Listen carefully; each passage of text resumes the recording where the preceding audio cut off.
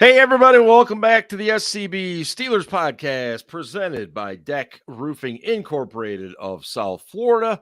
We are very happy to be part of the Variety Sports Network, and the show originates from the Bradshaw Bourbon Studio. And it's the bye week. Your Pittsburgh Steelers are 3-2. Don't ask me how, but they are, and that's all that matters. Welcome to everybody that's in the live chat here. Welcome, Freak. Welcome, Joe. Hey, Joe's my chess buddy. He's a good player. Chess buddy? Yeah, we've been playing chess all week. It's fun. I'm assuming online chess here. Yeah, on the chess.com app. Dork. I always knew Joe was a dork. I knew that. There was something about the guy. I was like, yeah. But more importantly, and hello, Melvin. Melvin just jumped on. More importantly, this whole podcast thing has built relationships. Yes. And now Ian has a chess friend. So if anyone else wants to play chess with me, my chess.com name is the same as my Twitter name. So just hit me up. Hey, Mark. Look what I have. Oh, yes. I got a photograph texted to me of that. He's got the Jubal Ale. Why the hell not? I mean, it's not even Halloween yet, so let's crank out the Christmas delicious. I wish Johnny was here. Unbelievable. Anyway, welcome in, guys. Welcome to everybody, and certainly welcome to everybody that listens or watches the show at your own time and leisure. We know not everybody can get with us live, but we appreciate you nevertheless. Guys, the Steelers found a way last week, down 10-3. Okay, maybe they didn't find a way. Maybe John Harbaugh showed them the way. Don't get me wrong. I mean, Harbaugh made some mistakes, and 7 or 8 drops depending on how you count it, right, for Lamar, and yeah. The Steelers defense did play much better in the second half. When you rewatch it, you're like, okay, yeah, I got to give them some credit. They did play a lot better, especially the linebackers. They played much better. And I don't just mean the two guys on the outside. I mean the inside linebackers. They played really well. So there was that. But, before that, up to that point, it should have been a runaway game where the Ravens were just whooping our ass. And it wasn't because they kept fucking up. Yep. And then they got into, the fourth quarter, basically, and they just played like shit, like collectively. The Ravens did not play well. The Steelers were playing much better. And, they found a way to win, probably because, like, when the Steelers have lost games like this, we've always said when you let a team like that hang around, they're going to come back, they're going to beat you. And this time we were the team that they let hang around, and we came back and we beat them.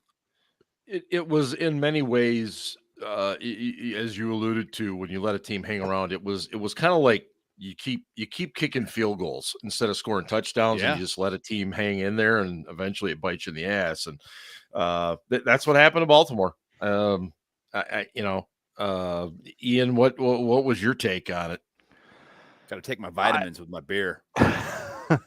I mean, for as thoroughly as we got our ass kicked, I mean, every time I think about the game, I just start laughing because, like, that's all you can do. That there is no way we should have even been close in the fourth quarter. And I'm not going to say this team finds a way, but I've said before on this show, Baltimore does this weird thing where they look so schematically dominant and then just like flitter the lead away. Like they did it against the Colts too. Like Lamar was running all over the Colts. And then all of a sudden, like they're in overtime and Indy, is kicking a field goal to win the game. And I don't know, Baltimore just goes into this weird thing where they like forget how to play football sometimes. Like this game, they forgot how to catch to our benefit. But there were, and I'll get into this later, but the Steelers showed some flashes on offense of being a real NFL team and not just like a collection of guys out there that looked like they had no clue what they were doing. So we'll talk about that more later. But overall, a win is a win, especially against Baltimore. That style points don't matter when you play the Ravens. You just want to beat their ass. And we walked out of there with a win, and that's really what counts when you play the Ravens. It doesn't matter what the score is when you play Baltimore. No. And the most critical of us of that victory was one Mr. Ryan Scarpino. Scarps, have you come around to accept the fact that it was a victory, and no matter how ugly it was, no matter how bad you think this team is, it was still a victory, right? I never said it wasn't a win. I never said it wasn't a win, and I'm well aware of the Steelers-Ravens rivalry, and I'm not making excuses for winning. As Ian said earlier, this is probably 4 or 5 games in a row now that the Ravens have outrushed us. They have outgained us, and still have found a way to lose. My biggest thing is that fans are treating this team at 3-2 right now. And the fans are already like, "Oh, we'll be 6-2. We'll be 6-2 soon." And I'm just sitting there thinking, like, what game did you watch? Because I'm going to tell you this right now: if they don't have those drops, they're up by at least 20 heading into halftime. I And agree. Lamar Jackson is not dropping back late in the game to throw the ball. Alex Highsmith is not getting those opportunities, nor is TJ Watt. And, I saw, I don't know if people, I'm sure, everybody tweets to get attention, or everybody X's, DX, break it down, Aaron out there, listening to the Attitude Era. There But, he is. people were saying, "Oh man, Kenny Pickett outplayed Lamar Jackson," and I'm like, how can you say that with a straight face? That might have been Lamar Jackson's best game I've ever seen him play. He was Versus the accurate. Steelers. Definitely against versus the Steelers. But he was accurate. He was on time. He didn't rush just to rush. And Yep. yeah, you know what? In the fourth quarter, when asses got tight, our guys rose to the occasion. But that game shouldn't even been a game. No. And to think that it's not as bad, but like the Chiefs right now, it's a division game, but like they're up 16-0 against the Broncos, and Steelers are better than the Broncos. But like, do you really think you're going to be able to go to face a really good team and be able to pull that shit, and then suddenly in the fourth quarter they're going to forget how to play football? No, that's not how. So yeah, we beat the Ravens. That's wonderful, but this team is still not good. I know that. I agree 100% with you that there are a lot of things that still need to be cleaned up. There just are. And I don't know that they are things that can be cleaned up. Okay, but hang on for a second. Sure.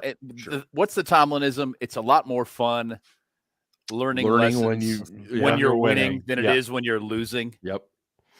And they've gotten a couple of wins this year, in my opinion, that they probably shouldn't have gotten.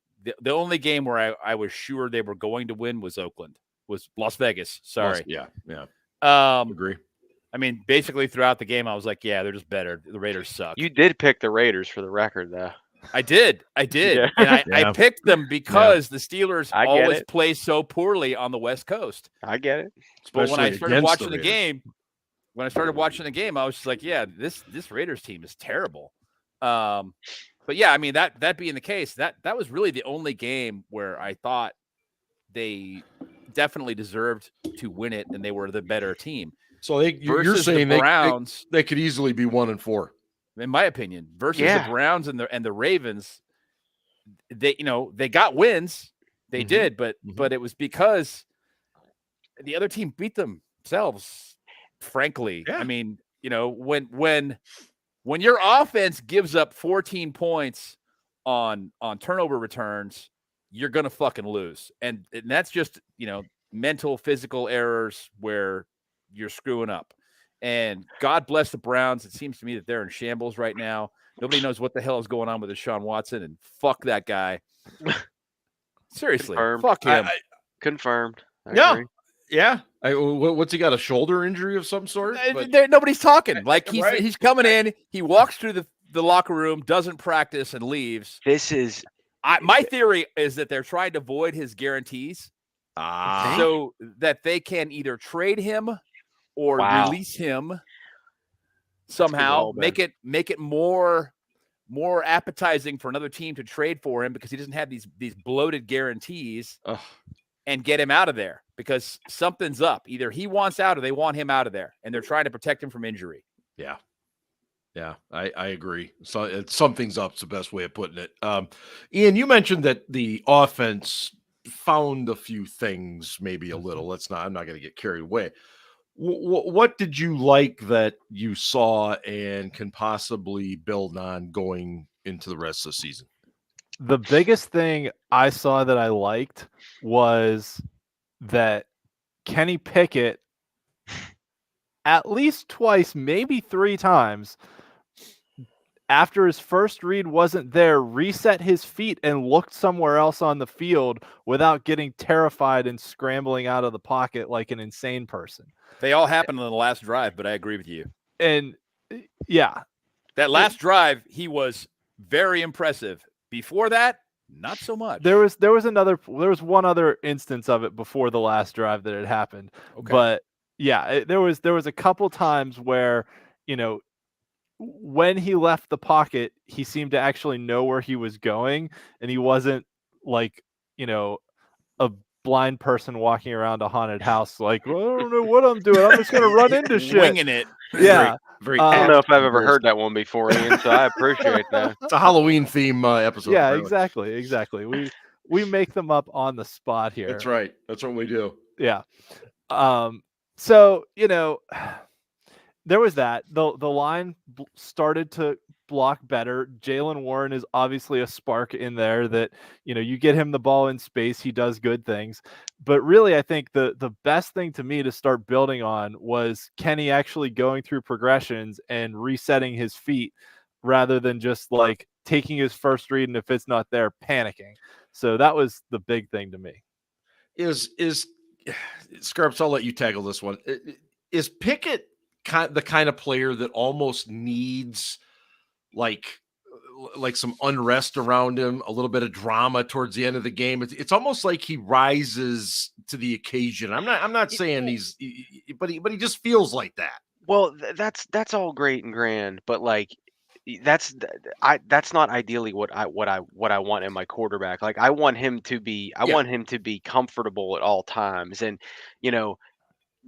again, if we talk about if the Ravens convert early on, Kenny Pickett doesn't have that opportunity. Right. Good for him that he did it, and I appreciate that. Yep. And Joe brought up a good point in the chat, is that Kenny Pickett absolutely poops his pants when he gets pressured. And the Ravens got pressure on him, but they didn't blitz as much as other teams do.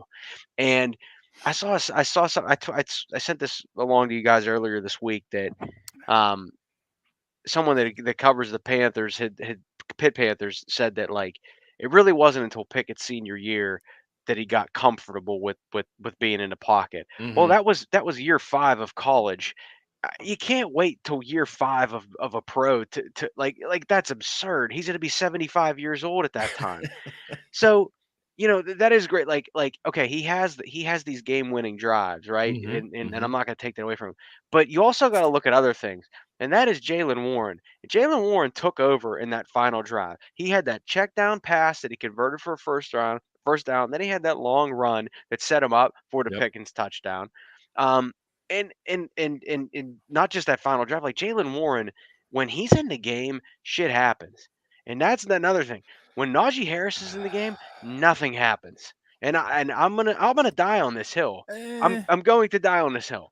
But okay, so good for Kenny Pickett. That's wonderful. Yeah, but also he has been aided in these game-winning drives. Even that game-winning drive in Baltimore last year. Steven Sims caught that ball right down the middle. He did. Yeah. Among like triple coverage and what I mean? Yeah. It's a nice catch. It's a total team effort. Kenny Pickett has not been. I don't care what way you say it. He's not. But he does have. He has 17 starts, and he has 4 fourth-quarter comebacks and 5 game-winning drives already in 17 starts. So it's kind of hard to argue the kid's not clutch. But to your point before about how he poops his pants when he gets pressured, I disagree. And here's why. If you look at Pickett's numbers, he's actually more successful when he works outside the structure.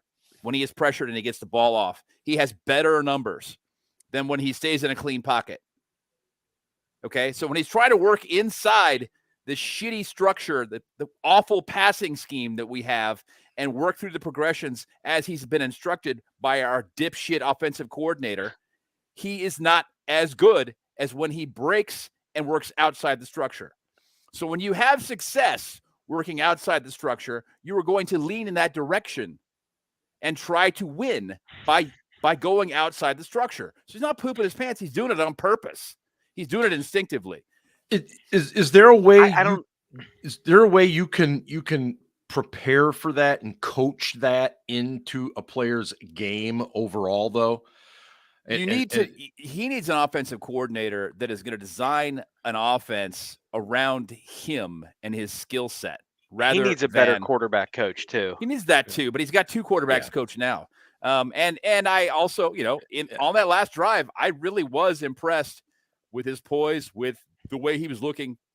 He was looking the safeties off with his footwork. Mm-hmm. Again, it was just that last drive. For whatever reason, something happened over the course of that game that it got to the end and he just settled down. I can't explain it. I cannot explain it. If you go back and look at it, he's a different player in the fourth quarter than he was in the first. And I don't know what the hell is going on with him. I don't know if he's got issues in his personal life. I don't know if there's drama on the team. I don't know if this whole thing with Canada is affecting him, but something settled him down. I think when he finally hit that back shoulder throw to Pickens on the sideline, I think he started to get some confidence and was like, okay, this might actually work, rather than, because he threw a couple of those like third down the sideline back shoulder throws that didn't work earlier.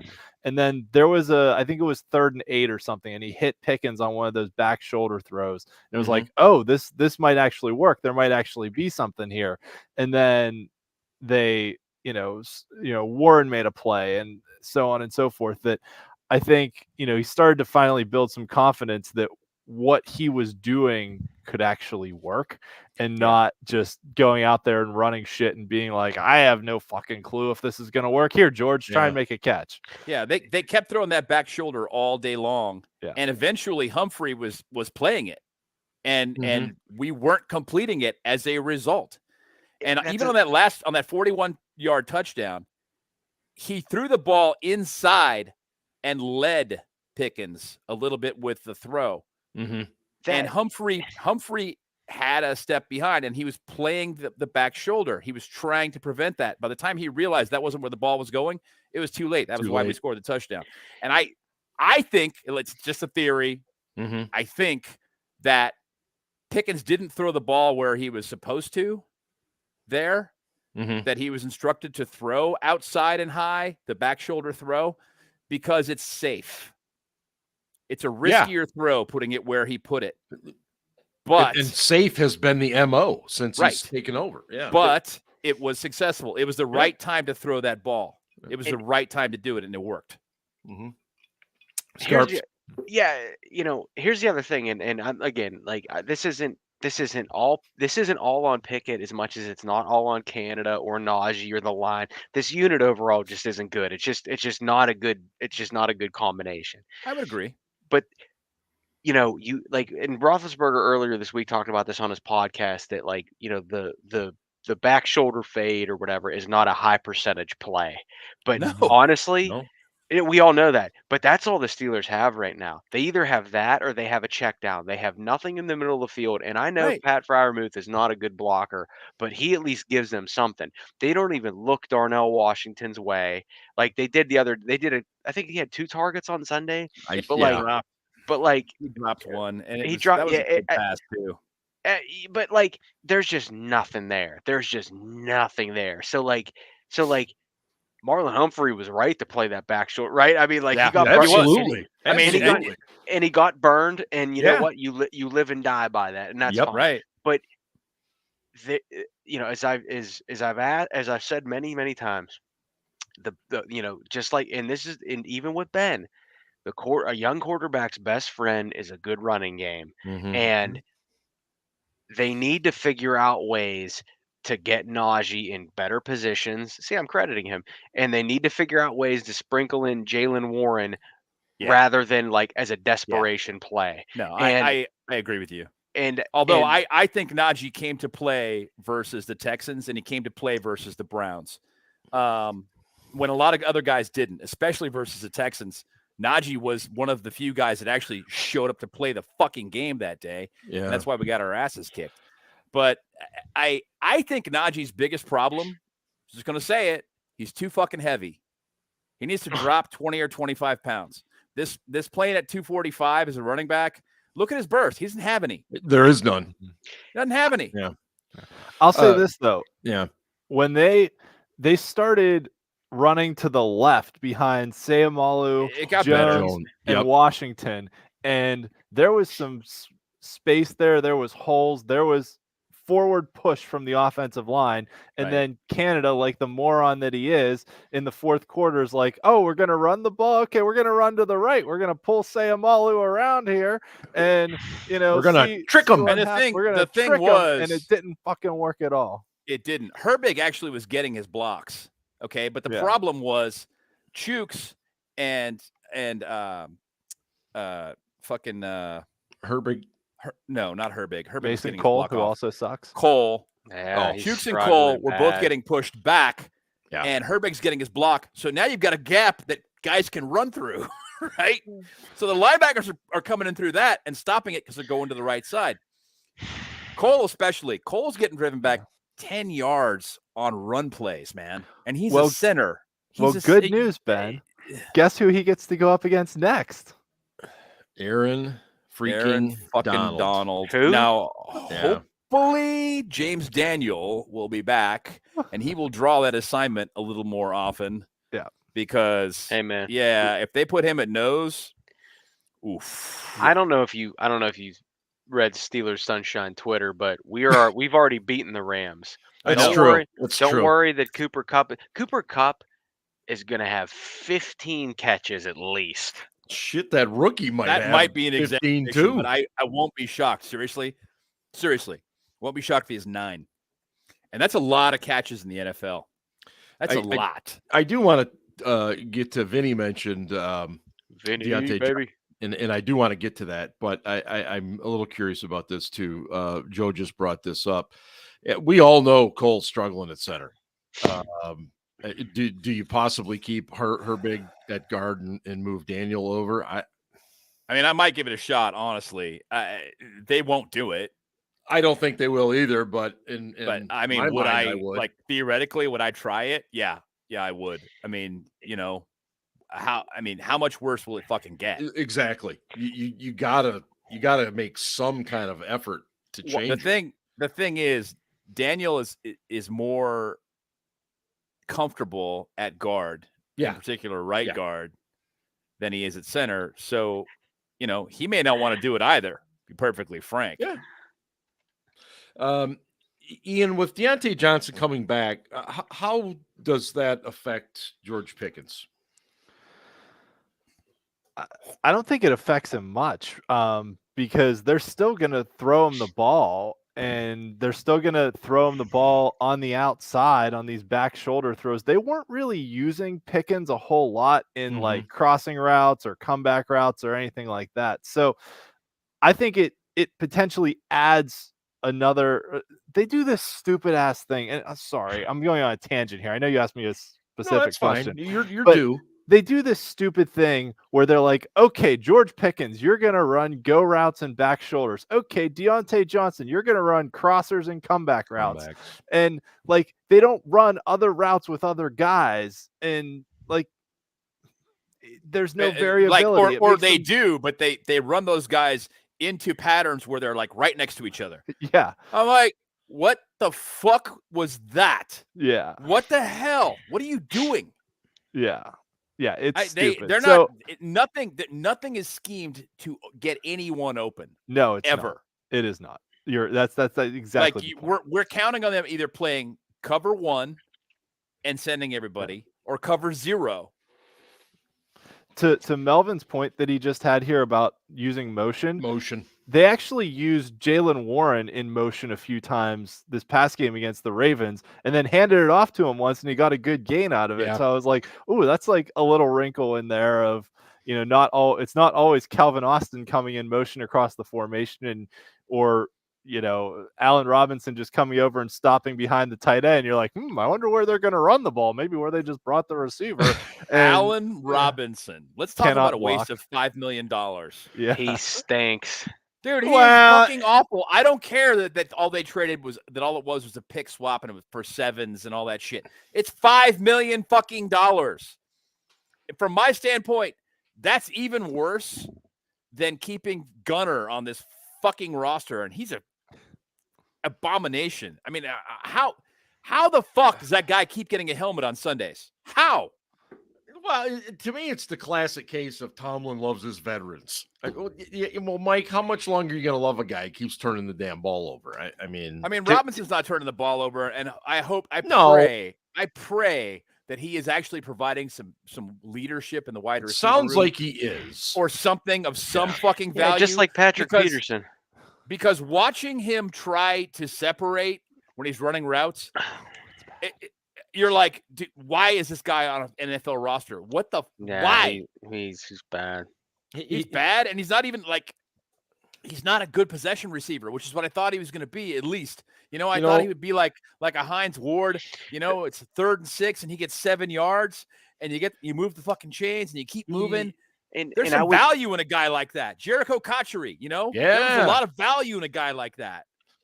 This guy ain't either one of them. Robinson reminds me borderline Hall of Fame, and Robinson definitely is not. Robinson reminds me of an NBA player with bad knees. The effort's there, the ability, everything. He just can't get it done. And he's 33. So. And I'm very excited to have Diontae Johnson back. I think Diontae Johnson is a very good receiver in this league. I think he is an elite route runner.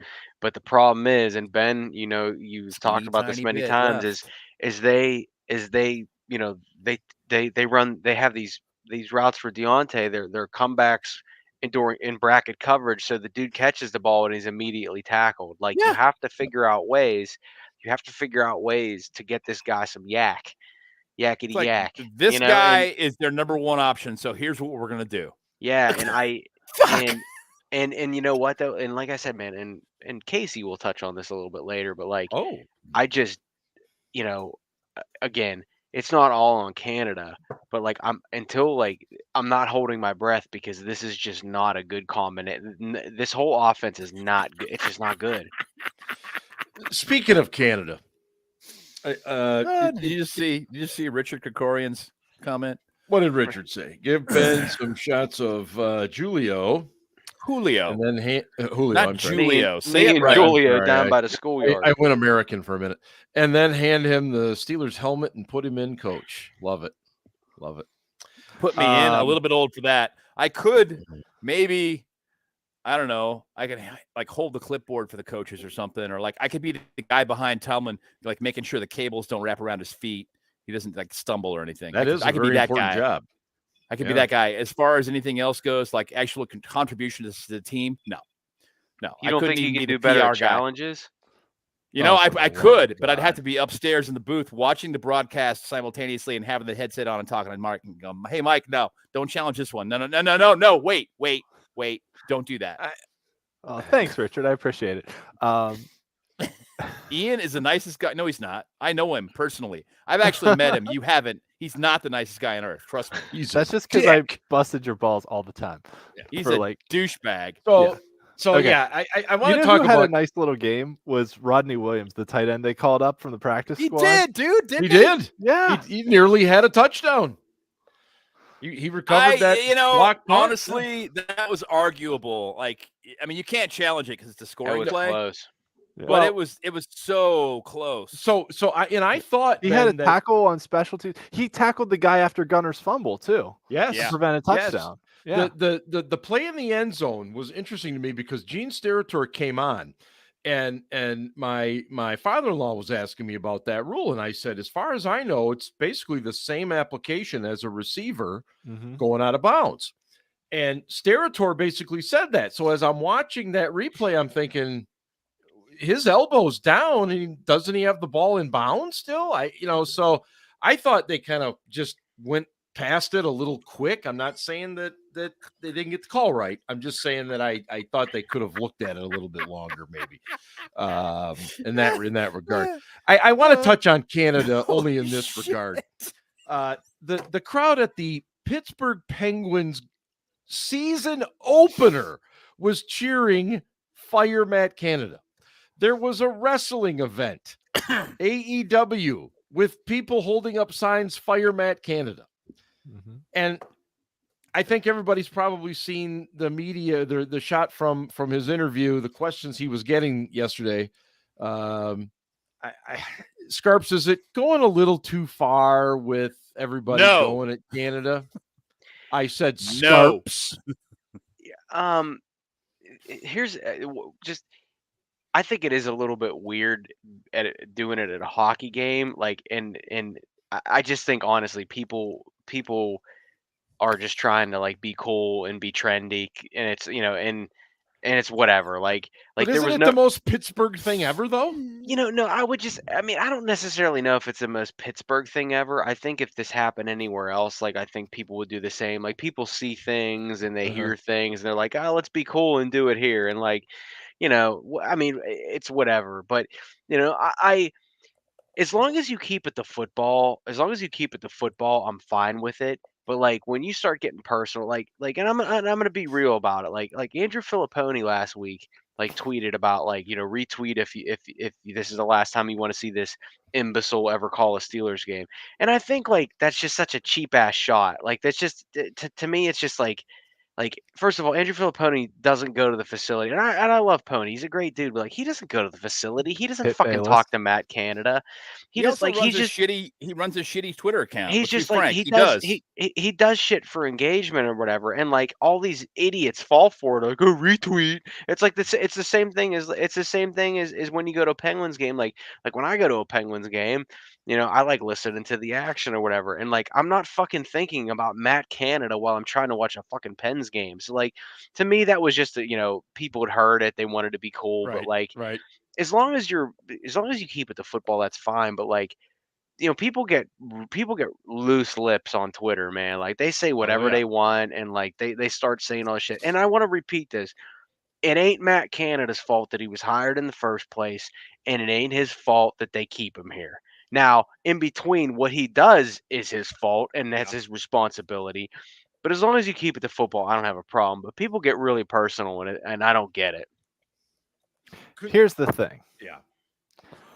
Last year, Penguins fans, this started with Penguins fans. I'm going to point a finger. Last year, Penguins fans were irate over a number of players that were on the roster. The team got sold to the Fenway Sports Group, and there were chants at Penguins games toward the end of the year to fire Hextall, the general manager. Yes. And after the season, Hextall got fired. So Yinzers, being who they are, felt emboldened that they chanted "Fire Hextall" at a Penguins game. They think that's the ownership group went and fired the guy after the season was over. Which they were going to do anyway. If they had made the playoffs, they might not have. But when they missed the playoffs, it was over for him. So, so they felt emboldened. So now they think I'm a Yinzer, I'm a Pittsburgher, I'm from here. We think that we have some kind of power over what ownership does because we chanted "Fire Hextall." I love it. That's a great. As much as Pirates fans have encouraged Bob Nutting to sell the team, that hasn't changed anything, quite obviously. Right. But nevertheless, I think this stems from that happening back in the spring, because that was only like 5 or 6 months ago. I think it's great. I think that emboldened people to just call for anyone to be fired. And it can definitely happen. But it wasn't even like at Heinz Field. I get it, but I don't know. I'm with it, Scarps. It's just so out of context, but at the same time, I see the story going across social media and I'm like, this makes total sense because this is, I mean, What the hell? I don't. Non-Steelers point before we move on. Yeah. For those watching the show now or listening to it later, if you didn't see what happened at the end of the West Virginia-Houston game, this was absolutely absurd. West Virginia hit a 60-yard touchdown pass with 12 seconds left to take the lead, and then they squib kicked it. Houston got the ball at like the 50 and threw a 50-yard Hail Mary to beat them. 2 touchdowns in the last 12 seconds. So go watch the highlights because this was just insane. Of course, right after the show, of course. Yeah, after the show. Yeah. I just think I don't think Canada does himself any favors either. No. He's got the personality of a rock. I mean, you got to be a little lighthearted. You got to, make a crack or two about the just. But he's so just. I mean, he kind of did. He kind of did in camp when he signed that toilet seat for that guy. I mean, let's be honest. Touché, I mean, honestly, that I was like, okay, now this makes the guy more likable. I mean, no, I agree with you. He runs a shitty offense, so he signed a toilet seat for the guy in camp. He which needs is probably to do going to be that. his last training camp ever, and the guy's going to have a keepsake forever. I got Matt Canada to sign a toilet seat, and I have a picture of it. I have a photo of Matt Canada signing my toilet seat. How wonderful. But I think, and Scarps disagrees with me, and that's fine. I think that a reporter asking Matt Canada if he has anything to say to the fans now that the Fire Matt Canada chant has crossed over from football to hockey and apparently to wrestling. Yes. And whether he's got anything to say to the fans, I was like, that was unnecessary. I didn't think there was anything to be gained by that we were going to get any new information, that we were going to get a meaningful response or gain any meaningful insight into Matt fucking Canada, who sucks. So I was like, Well, so here's and I'm like, sure, Johnny, go fuck yourself. Go drink. and there we go. And like I want to be real. Like I did this for 7 years there, and like I'm proud of what I did there. And one of the many things that I said, but one of the main things was you can't control the questions you're asked, but you can control your response. That's true. And I don't think that's an unfair question. I mean, they're fucking chanting it at Penn's games. They got it at signs at wrestling events. So for would you have asked it different though, Ryan? Yeah, I mean, okay, because the way it was asked was. And I will say this too. There was also,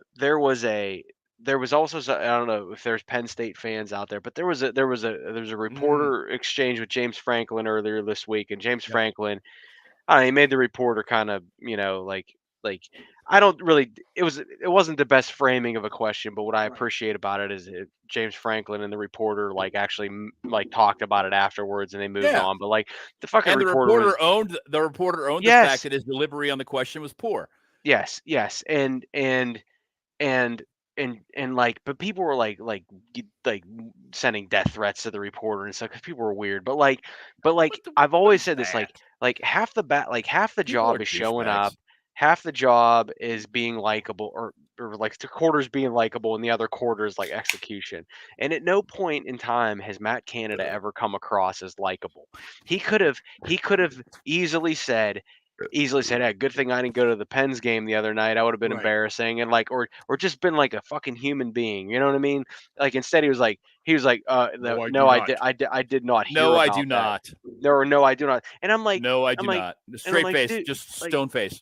No, you could have and literally a couple weeks ago, Mike Tomlin talked about, no, we appreciate fans booing because we want them to be fat and sassy or whatever the hell he said. Fat and spoiled and sassy. Fat, sassy, and spoiled.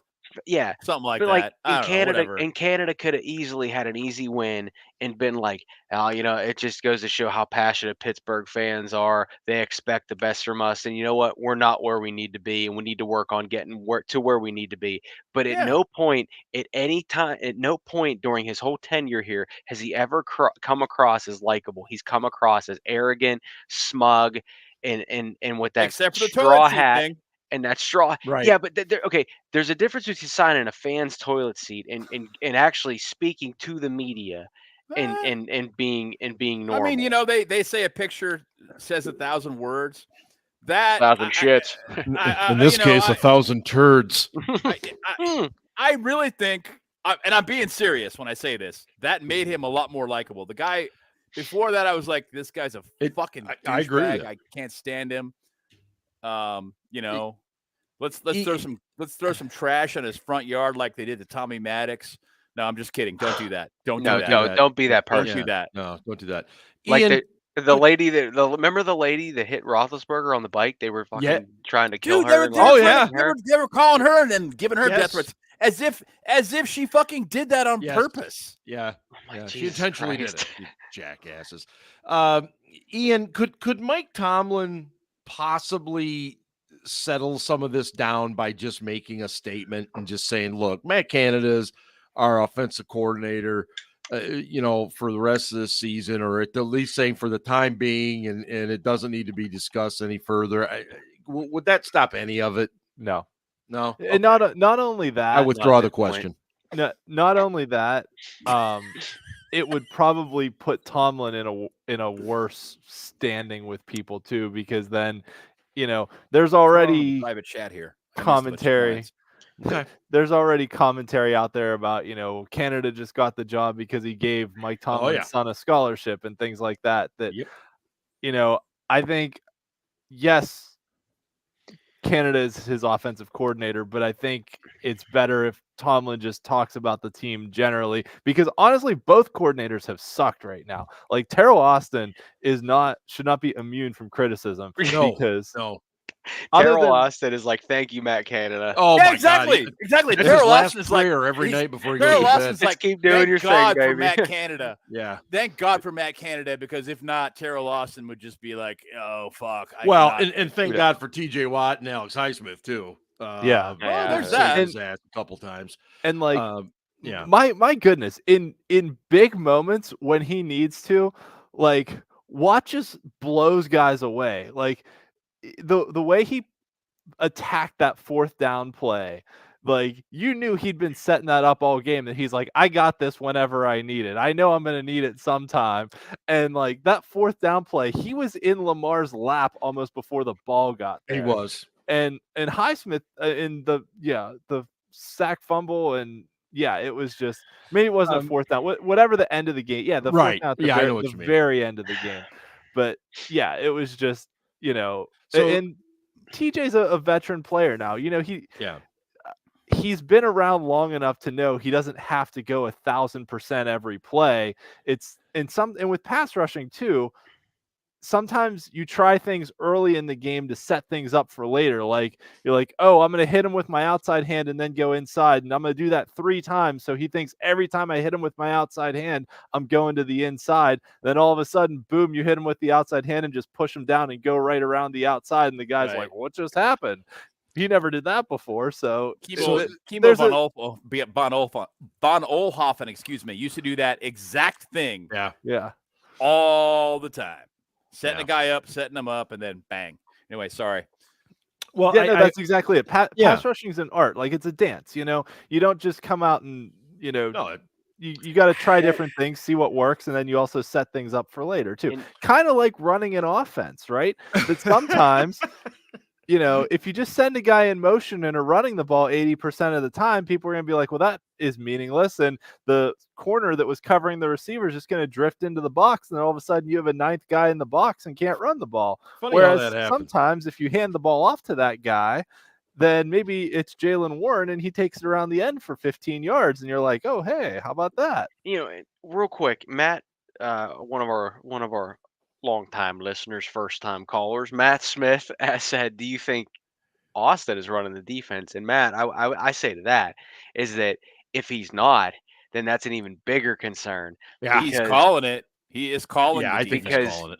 Because Mike Tomlin, if Austin's not calling it, then Mike Tomlin is. And, well, let's be honest, okay? But I'm just being like, that's not. Say it. It doesn't matter who's calling it. It's not good. Mike's fingerprints are all over the defense, for sure. Okay, so if the defense isn't playing well or it's not playing up to snuff, it's definitely on Mike too, right? We agree on this. But Terrell Austin is calling the defense. He's calling the plays. He's calling the coverages. But at the same time, Mike's got that in his headset. He can overrule whoever he wants anytime. Yes, he can. And I offense or defense. I apologize because I have to go pee real quick, just so everyone knows. Well, but he's going to check on Baby Scarps. No, Baby Scarps has a little fever. The Oh, only no. prescription Really? is more cowbell. Ooh. Yeah, he had a 6-month checkup last night, so he's Oh, had his yeah. time. What does But that mean? You get a couple shots, and he they got always a get a little couple. He got fever a after couple shots. shots, he got a couple shots. Then he had a couple beers. It's I that was big say deal. that's what little Scarps is partying.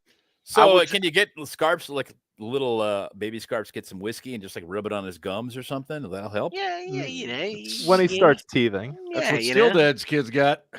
Yeah, I would say this though. If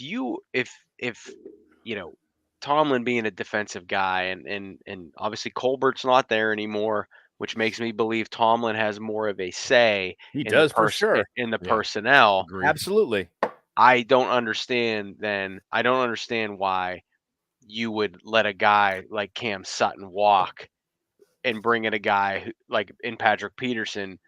I know you didn't expect Patrick Peterson to be that bad, but like, why would you not keep the young guy for a couple extra bucks than bring in the old guy that's terrible? And Levi Wallace is terrible. So it's just like there's a lot of legit concerns that I think are fair. You to know bring who's up. having a really good season in terms of just quarterback rating when they throw at him this season? Mason Rudolph. Akello Witherspoon. Oh, he's cornerback. I'm sorry. Yeah, he is having a good year. He's having a really, really is. good year. And my feeling is that what he's probably got, because Akello's pretty talented, but he's not like super talented. He's probably got a coach that's coaching him toward his strengths, as opposed to a coach who is trying to implement a scheme and say, you're playing this. You follow me? Yeah. Absolutely. Mm-hmm. Yeah. I mean, well, look at Kendrick Green. Steelers freaks, the best. Beehive he's out for Strip the Club? season due to an injury suffered in the game against the Steelers.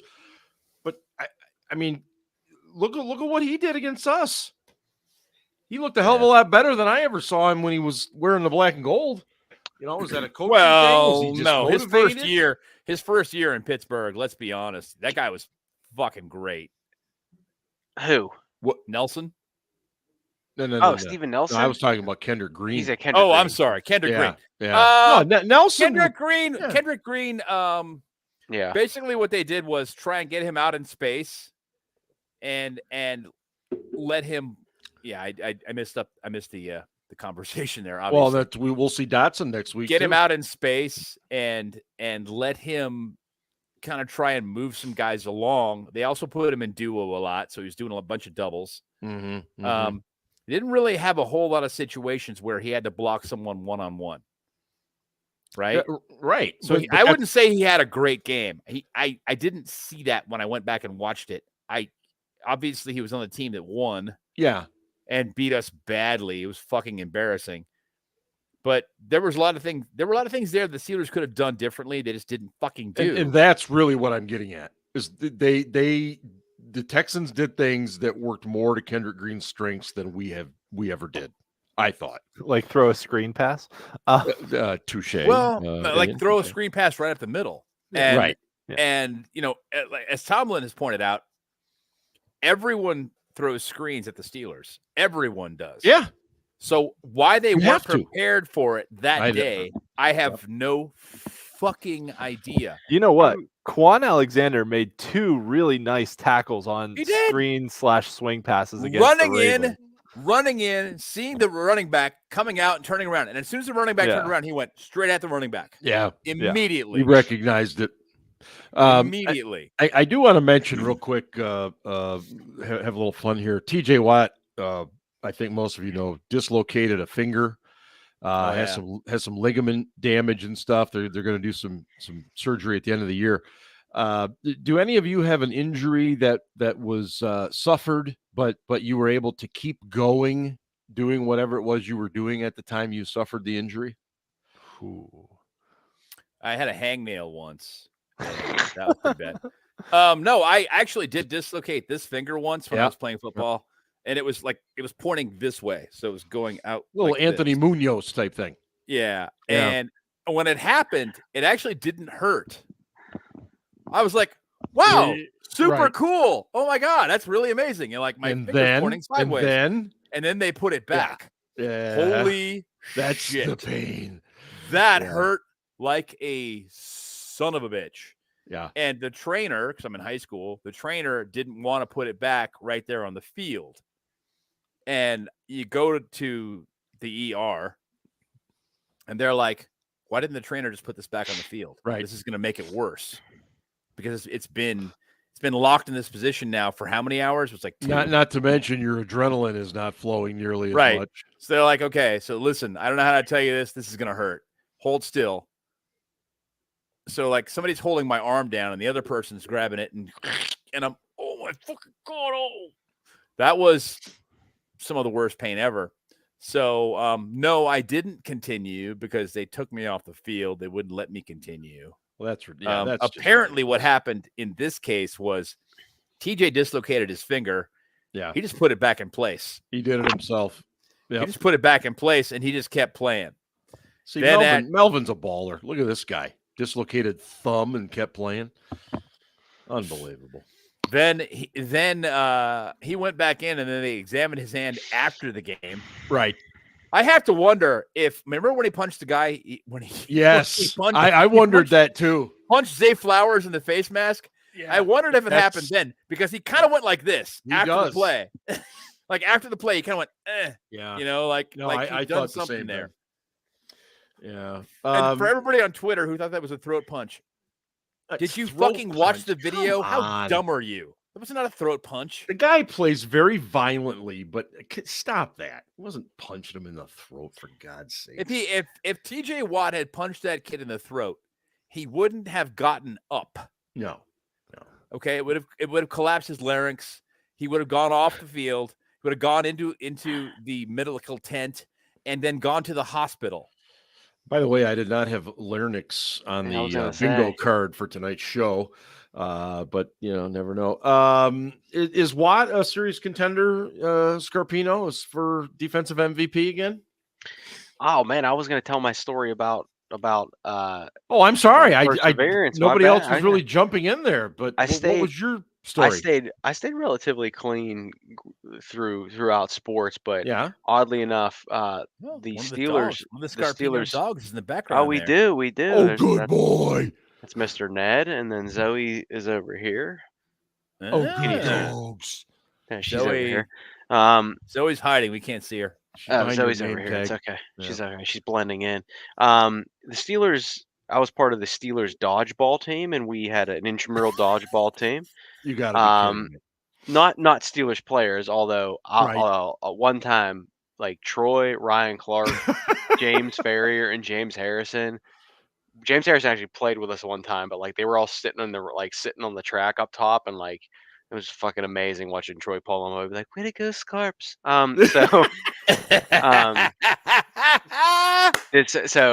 So who did you guys play against?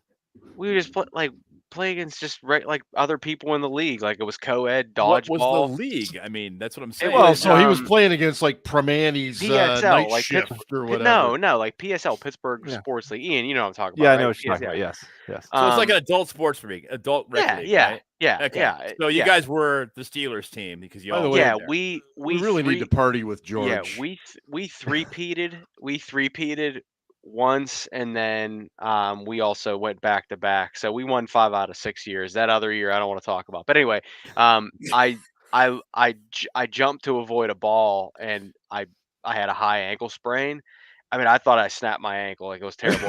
and one of the Steelers trainers, Sonia, who's a wonderful person, still there. Like she checked me out. Like I'd be like, dude, that was one of the most painful things like I've ever had in my life. And she taped me up. I went back out, and she was like, dude, like you're you're going to have trouble getting your shoe off like when you get home. And never missed the dodgeball game. I got taped up every time. But so, Saquon Barkley, if you're watching, I know how you feel. I did it at the Northside YMCA about 10 years ago. And yeah, it fucking hurts. So I'm just telling you. So was Sonia, was she participating in the league with you guys? Or Oh she yeah. was, Yeah, okay, we had a good group. We had me, we had Marcel Pastor, who's their strength and conditioning coordinator. Yeah. Sonia, who's a trainer, and then we had Andy from the grounds crew. We had some other PR people as well. Love it. And then we had some friends of friends, and it was such a great time. I mean, I don't want to like talk shit right now, but I am. But it was utter domination most of the nights. Oh, here we go. Because, and I'll tell you that, like right now, I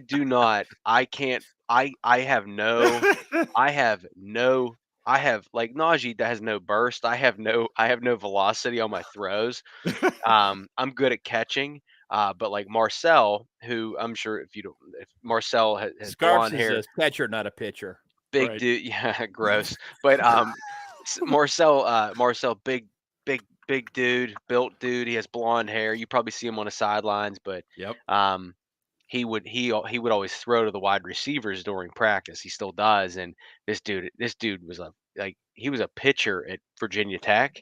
Like Oh. this dude got a fucking cannon. And like, I mean, he was always fair to people. Like he would Yeah. never we would never like pick on girls or whatever. But like, Right. if somebody would like get a little shitty and talk shit, he would literally look at me and be like, watch this, just fucking wham. So, I mean, like this dude had no chance. I mean, 20 yards away, just fucking bullet right at his shoulder. The guy had no chance. That was good times. There was The thing about I'm gonna find those rubber balls with the texture on them is they kind of they do this when you throw them, they kind of So it would elongate. So the balls that we used were not rubber; they were like cushiony, like they they were were not foam, the foam yes, ones. Yeah, foam that's what we ones. played with in But college I'm too. gonna find this article, but so they straighter. But yeah, do they travel straighter, or do they kind of like whip?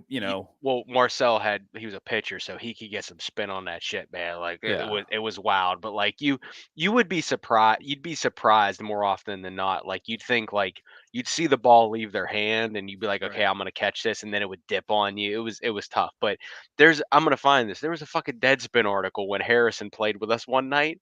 And like they were like James Harrison plays dodgeball, and I'm in the. They took a photo, and I'm standing there like an asshole with my arms crossed or some shit, and like the comments online were like, like nobody's tougher than the fucking jerk off in the front row. It was me.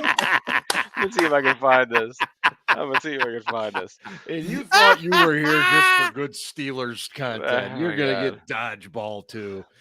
Oh So- man. I never really had an injury, but I think maybe the best athletic achievement of my life. I was, and I'm not very athletic. You guys have met me. I'm like a string bean. I'm not athletic at all. But a couple years after I graduated from college, my fraternity always did like a golf outing, and we'd invite all the alumni back and all that. And we that year I came back as an alumni and was playing with a couple undergrads, a couple other people.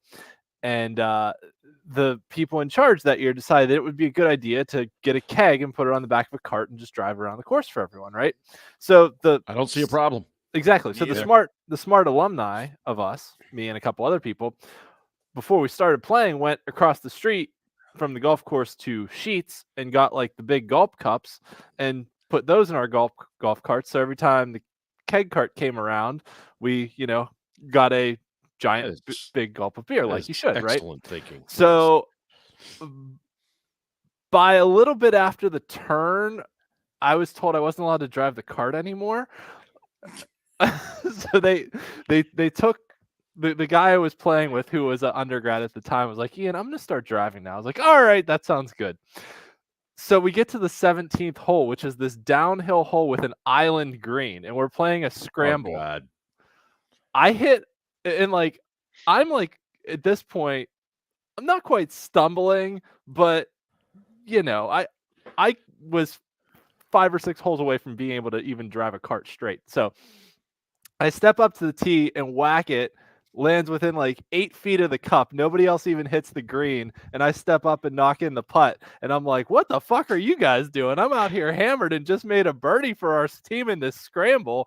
You guys need to step up your game. So me making a drunk ass birdie is probably the highlight of my athletic career, which is not very long or tenured.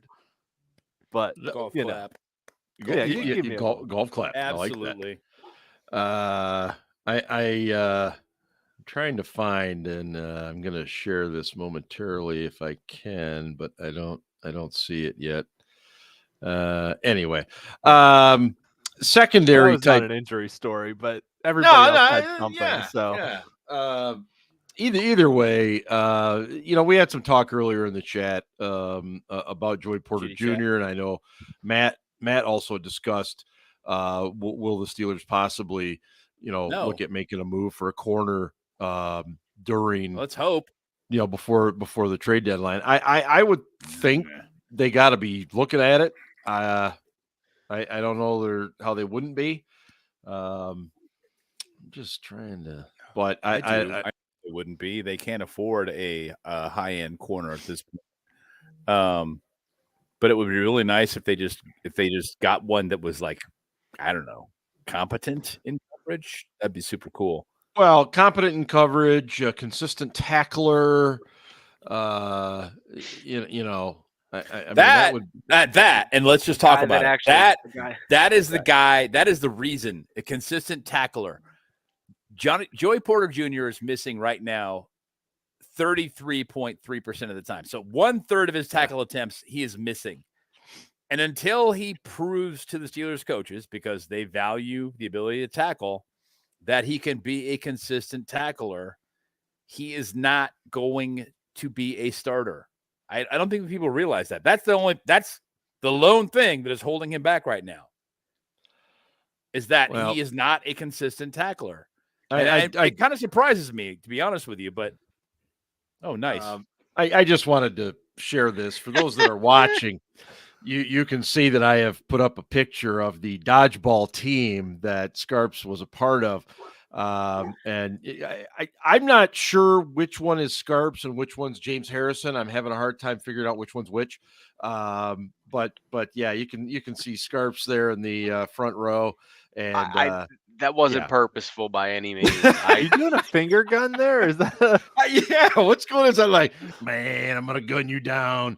I did like it was. I was trying to recreate the men's health article where Harrison had the guns and he was talking about pissing on Goodell when he was on fire. Yes, or some shit. Yes, that was amazing. By the way, like great moments in Steelers history. So what's funny about that is I started my career at the Steelers, like trying to reshape Ben's image because of the Milledgeville thing, and that was followed up by James Harrison standing on the cover of Men's Health with fucking 2 guns in his hand, saying that I wouldn't piss on Roger Goodell if he was on fire. So good times, whatever. Did the phone ring off the hook when that article broke? We had a little bit of a heads up, which was nice, but as you can tell, I'm sure like Art was like, yeah, well, we got to do something about this. So yeah, better get out on top of that. Yeah, well, maybe me and Mr. Pfizer can, have a debate. Me and my boy RFK Jr. and Travis Kelce, Dr. Fauci, and Taylor Swift. Can you imagine a debate between Art Rooney II and Aaron Rodgers? I mean, basically, it's the same. I don't know if Aaron Rodgers realizes how bad it makes him look to associate himself with RFK Jr. I mean, Aaron Rodgers is an odd duck. He's weird. Okay, let's be frank. He's odd. Yeah, but RFK Jr. is fucking batshit. Yeah, that guy is off the rails. Here's the that problem. Guy is fucking crazy, literally. Here's the issue I have with Rodgers, and I just want to say this. I don't want to get political here, but it's none of my business what you do with your body. I don't care. Yeah, for sure. That's between you and your doctor. Right? Anything. So who gives a shit? So I'm going to say this though. When you go out there and talk about Mr. Pfizer and this and that, and yet you played for a team Yeah. that Johnson and Johnson. So I'm not saying you shouldn't have played for the Jets or did that, but maybe you should sit this one out, bud. Right. Exactly. Don't be a fucking hypocrite. That's all I say. Yep. Well, me and Mr. Pfizer, and then me and the Johnson and Johnson. One shot. One shot tells it all. What the fuck? What are you doing? Take a pass, Aaron. Take a pass. Yeah, I get it. Guys, one thing I want to do before we get to Casey is just kind of go back, revisit our preseason predictions and see if you guys are still sticking with where you're at. I'm pretty sure I was at 10-7. I'm gonna say it might be closer to 9-8, 8-9. Sissy. Yeah, just based on this offense. I You had 9-8, no playoffs, still, Dad. I had 9-8. 9-8, no playoffs. Okay, then I'll stick with that then. Okay. I'll stick with that. What did everybody else have, Scarps? I think I had 10 and okay, Scarps. What do we have? All right, Dad, 9-8, no playoffs. Yep. Ben, 11-6, get in but no win. I think I said 10-7 or 11-6. Okay. I'm gonna go with the higher because you said it. Right. I did say both of those though. No. Because I said 9-8, 10-7, but I put myself at 10-7 because I said higher. All right, that's fair. That is fair. And Ian said 11-6. Oh. Possible playoff win, so that means that we make it, maybe win. Mhm. And then I said 10-7, no postseason. Okay. Yes. All right. And so here's where I'm at. I think I Here's said it where I'm depended on the matchup. If we got like Baltimore or Cincinnati, I'd give us or Jacksonville chance fighting versus chance. going to Kansas That's City. fair. Versus Right. going to KC. So Yeah. here's where I'm still at. I'm still going to go 10-7. So I'm not backing down. I still think they'll go to the playoffs. They're a team that bounces out wild card round. They're not a playoff winner because basically here's what it comes down to. Okay. Nobody pulls wins out of his fucking ass like Mike Tomlin. No one. except in the playoffs, but go on. Well, Okay, in the playoffs, that's true. But the regular season, no one pulls wins out of his ass like Mike Tomlin. And people keep going, there's no way the Steelers they cannot sustain this. They can't keep winning like this. How many fucking years have you been watching this team? Right. How many fluky fucking wins have they gotten over and over and over and over? And I'm not saying this is a good team because it ain't. All right. But there's the old adage before, Bill Cowher. He said, good teams find a way to win games and bad teams find a way to lose them. Mm-hmm. And the difference between 6-10 and 10-6 is this is back when 16 games. Yeah. Is really, really thin. It's really, really small. And you guys need to realize this. Look at Minnesota last year. I think they were 11-0 in one-score games, and this year I think they're 0-3. Yeah, yeah. It's the regression to the because like the teams that have beaten them have benefited greatly by turnovers, by fumbles in particular. Yeah. The Steelers, though, you say regression to the mean. Over the past 10 years, the Steelers are unbelievable in one-score games. They're 3-0 this year. Mm-hmm. I know. Mm-hmm. So how long can you keep that up? I have a couple. Apparently, as long as Mike Tomlin is the coach, it's ridiculous. It's fucking ridiculous. I have a couple of concerns. One is that this is an early bye. They still have 12 games to go. Yeah, it is early. They still have 12 games to go. And then some of the games that, when we first looked at the schedule, some of the games we thought might have been wins I can't lock that. So I look at this remaining schedule and I say, I don't see any guaranteed wins. I also don't see any guaranteed losses. And as we know, this team loves to give us the heart attack. They love, whatever you take. But I mean, like last week, is that all you're talking about? I mean, my God. God. I mean, just in general. So I said 10-7. That means they'd have to go 7-5 over the next 12. And I'm I'm not seeing that. I'm seeing 6-6 at best, so that's still 9-8. Now, can 9-8 still get you in? Maybe, but I don't see them doing much. Yeah. And as not I've gonna do said on the shit. I said that all this whole show, like this offense just isn't good. But you know, for the people in the chat and then people on on Twitter saying, oh, we can win this game, we can win that game. We could, but like You just don't know. I don't know. How likely is it though? How likely is it? At And the I Rams? agree with you. I'm not trying to argue with you. The Steelers don't play well on the West Coast. They just don't. The Jaguars just beat the Bills. I think this is in fucking London. That's the thing. Like Did we win in London? Art really, really, really wants to have a game in fucking Ireland right now. He really, really, really wants to have that. He really wants it in the worst fucking way. There's always like fluke things that happen when you play in Europe. Every time there's some kind of fluky thing.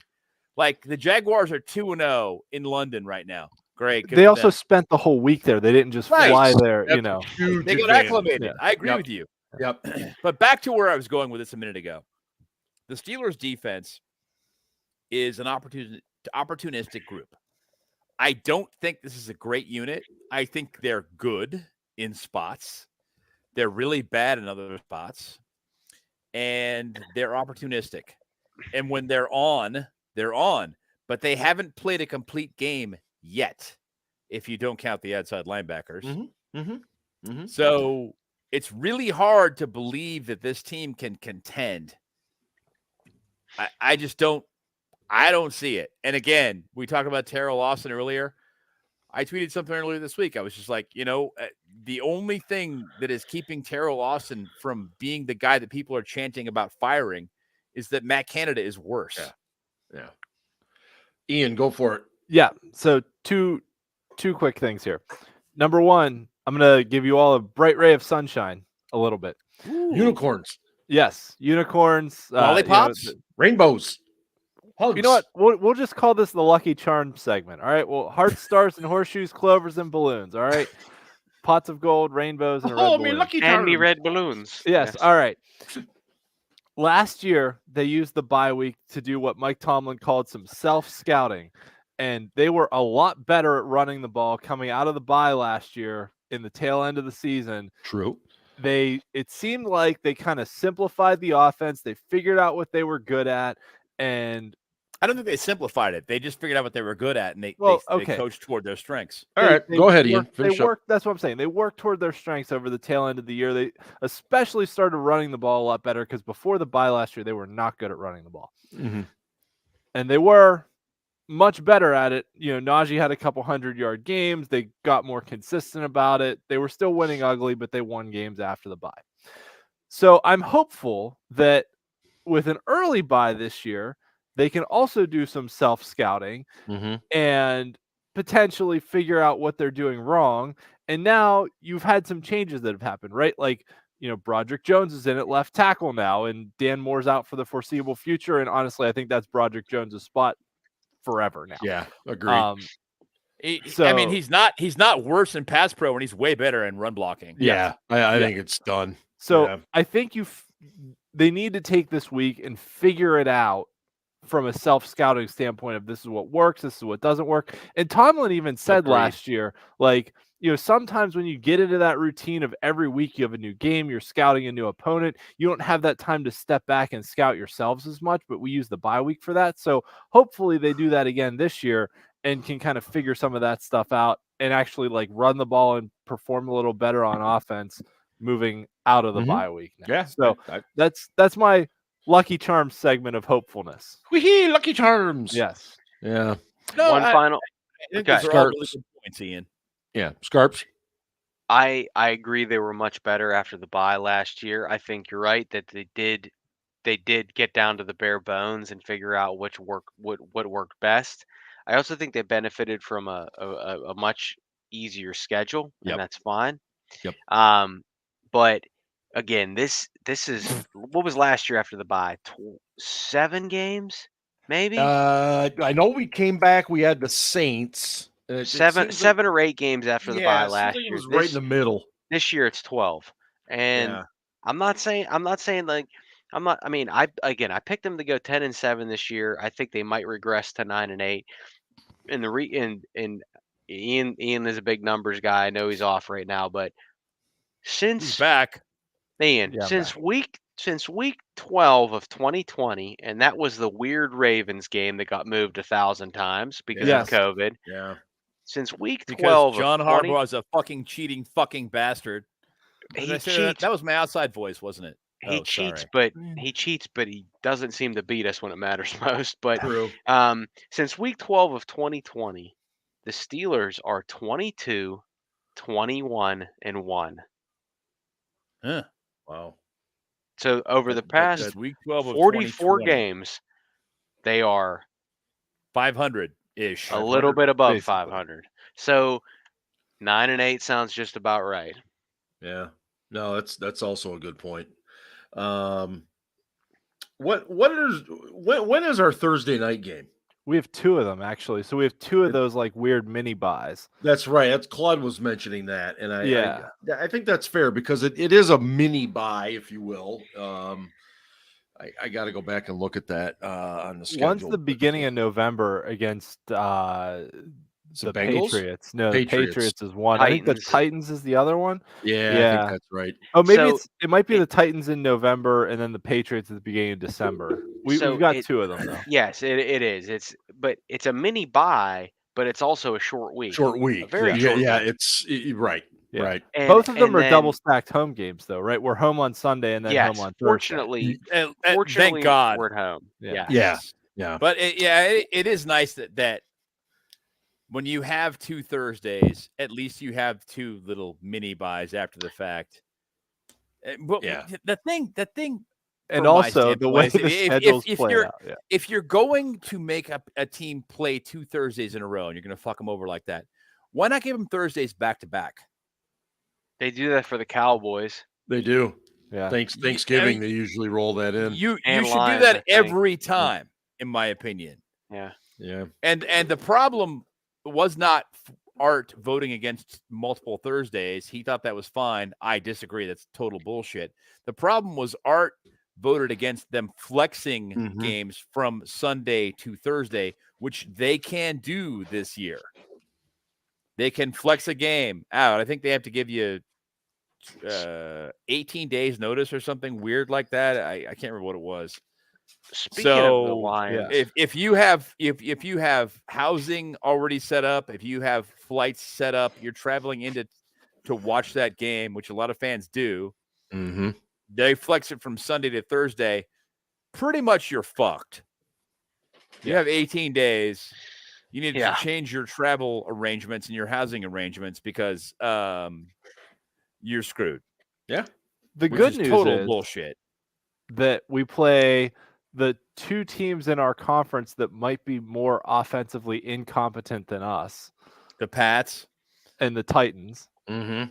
on the Thursday Titans night. really that bad? do not talk shit right now because I you know agree. they're gonna get Bill Belichick is gonna figure it out. Bill for that Belichick is going to week. dial some shit up that's going to fuck us up, and Yeah, the well, Titans we are got just going to run and run and run and run at us. Yeah. And DeAndre Hopkins will have a fucking I'm not comeback talking game. any of the shit year. at all. No, we're in no position to talk smack any. I'm just anywhere. saying Someone said Ian's the nicest person on the show. What are we doing here? Ian is not nice. You guys, you So guys don't one- know him. He's not nice at all. He's not nice. Trust Very me. mean. Not Very mean. nice.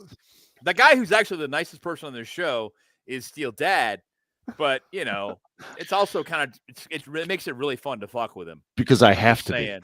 I thought Ben was going to say it himself. I thought he was No, I'm not.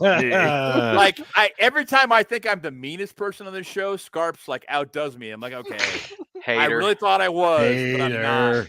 But I'm working at it. I'm trying to be the meanest person on the show, but it's probably Scarps. But Hater. Steel Dad is the nicest person on the show by far. Halo. Yeah.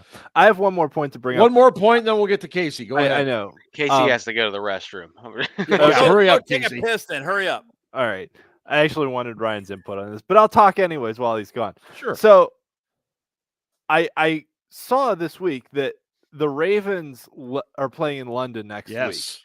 and left for London like Monday or Tuesday. Like they left early and went over there. Yeah. And like we talked about with Jacksonville, like they spent a full week plus there to get acclimated to everything and then beat the Bills the second game they were there because they were just there for a whole week. Yeah.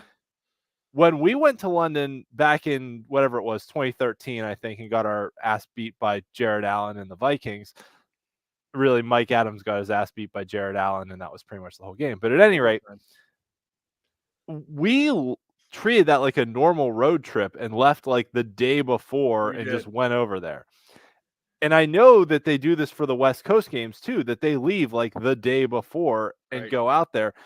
And I have no idea how Baltimore is going to perform in London, but I'm wondering if there's, a difference that it makes in your body to adjust to the time zones if you leave sooner rather than being like, we're going to fly out the day before, we'll go about our business, we'll play the game, we'll come back. Can I jump in here real quick? Yeah. Tomlin talked about the fact that they were making travel. They were changing their travel arrangements for the game in Vegas. And I tried to find out what those differences were, like what they changed when they flew out there because they played better. And they didn't in Houston. I couldn't. They didn't. They did not play well in Houston. But I tried to find out what the difference was in the travel arrangements when they went out there. And I have no fucking idea. And part of the thing in Houston that they internally blamed was they had a short week. And coming back from the previous game, with the planes. Yes, yeah, was a problem, which made their week even shorter. So they had difficulty like recovering from the previous game. But I don't know if they left earlier. I don't know if they left earlier for Vegas or later. I know. Sorry, go ahead, Ian. Oh, I was just going to say that begs the question, though. You were in Vegas. Why did you fly back to Pittsburgh to then go back to Houston? Like, I know they've got families. They want to come back to the facility in the South Side, all that stuff. But like, couldn't they have found somewhere? I don't know. Have we ever done anything like that before? I don't think we have. Probably not. I know there have been teams. I think it was Baltimore actually in the past. Like it was maybe 5 or 6 years ago, but they had to play like both in San Francisco and in San Diego, and they asked the league to schedule them back-to-back weeks so they could just like stay on the West Coast for a full week between their games. Yeah. So I don't think the Steelers have ever done that, but it kind of makes sense. Like, why put your guys through all this time zone changes within a week and all this flying back and forth across the country? Like, why don't you just fly to Houston or fly to Austin or somewhere kind of in between, spend a week there, almost like a mini training camp of like, let's just focus on football for the week and then go play your game and then come home. Yeah, and Scarps, go ahead. Ryan has a point to make, and I've talked over him. No, so ahead, I mean it costs money. I know since I've left that they actually leave for games on the West Coast earlier. So it was always be at the airport by 2, on the plane by 2:30, and then we take off at 3. I know they've definitely moved that up. I think they moved it up by at least an hour. I remember when we played 2015. 2015 was a long ass year, man. We played at San Diego, we played at Seattle, and I remember Seattle was later in the year. So that was the game they tried to fake field goal with Landry Jones as the holder to try and throw the ball. That was so funny. Oh God. And we play Seattle late this year, not as later than it was in 2015, but I remember we left. They trotted him out as the punter, not as the holder. No, it was the holder. It was a field goal. They tried to throw to Villanueva. Yes. It was bad. Yes. And they took a long time setting it up, I remember, and all the players were pointing at him because I was there. You were in Seattle. I was at the game. Yeah, you were going to give me the finger. I knew it. I fucking knew. I was going to give you the finger. Yeah, that. Anyway, go on. But I just remember we left Pittsburgh at like 3:00, and like Pittsburgh in like late November, it's gray, it's whatever. Yeah. And we landed in Seattle at like 5 their Seriously, time, but it fuck was you, Johnny. pitch black. And like I just remember like going to team meal and then like laying down and like fucking sleeping the rest of the time. And like it was just like such a weird thing. But then for London in 2013, we went to London. We left Thursday after practice. We got there like Friday morning. We had this like impromptu practice, like in Minnesota had already been there the whole fucking week. Right. And I remember being like it was just such a like we were like the thing that like London was a great experience for me, but also like it was so fucking compressed into like such a Yeah. short period of time that like I Yep. couldn't really enjoy anything. And I remember the whole time thinking like, why the fuck didn't we go immediately after that Sunday night Bears game? Like we could have been there, and like you can't tell me that the Steelers can't throw their dick around and be like, yeah, we need a facility. Like Minnesota already had a facility. Like why can't we fucking find a place? Like whether it's I mean, there's how many fucking football clubs are in London? Whether it's Chelsea, you would have had plenty of or space. whatever. Like where a minute. Wait, hold on. Hold on. Minnesota's headquarters or whatever were at a really nice spot, but I swear to God, Minnesota practiced at a Premier League facility. I'm sure they did. And we practice at some fucking rugby facility, the London Wasps. Like, what the fuck? I'm sorry, this is a random tangent, but I remember being like, we're the fucking Pittsburgh Steelers, and we're practicing at some fucking London Wasps field. Wow. I just swear to God, Minnesota It costs practiced money, at, like, right? huh? Yeah. It costs money. Yeah, but Minnesota was like practicing at like Fulham or something, or some like, and I'm just sitting there thinking like, Christ, we can't spend a little extra bucks to like practice at Arsenal or some shit. Like I'm just like sitting like, what are we doing? Like Sean Sweezum's like, I can't fucking kick on this thing. I'm like, yeah, it I'm doesn't telling you. surprise you though. It shouldn't. Let's turn it over to Mr. Casey Kasem. Talked a lot tonight. Casey's Coast to Coast American Top 40. Hello, everyone, and welcome to the week that was October 12th, 1976. Our favorite correspondent, Ryan, is once again back with us this week, and he writes, Dear Casey, as I was writing this week's dedication on the bus ride home from the office, a yinzer on the 71A started chanting, Fire Canada. I immediately told my Uncle Tommy to calm down, but by that time the rest of the bus had already begun chanting in unison, Fire Canada. I haven't heard a chant spread that fast since that time I crapped my pants in 7th grade gym class while scaling the reclining wall, and my peers yelled, Pino sharded. Even earlier this week at the Penn's home opener, fans chanted Fire Canada. Casey, I can understand hearing these chants at the stadium formerly known as Heinz Field, but it doesn't really make sense to hear it at a hockey game. And then I remembered just how much this town loathes Matt Canada. Before I move on from the Pens of recent years remind me of the Steelers' defense from 2011 to 2013. Old and slow. Sorry, I couldn't resist. Back to Matt Canada. I'm actually starting to feel for the dude. No matter what he does now, it's always his fault. As I've said repeatedly, when he does well, I'll give him credit, and I have. But these fans go out of their way to make him look bad just to make Kenny, Najee, or whatever nameless gray face on offense look better. The funny thing is, they all suck. It's not Matt Canada's fault that he was hired. It's not his fault that he hasn't been relieved of his duties.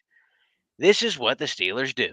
They'd rather pay you to stay and continue to do a terrible job than pay you to go away. Again, I'd like to reiterate that Canada is not doing a good job, but it's on the organization to move on.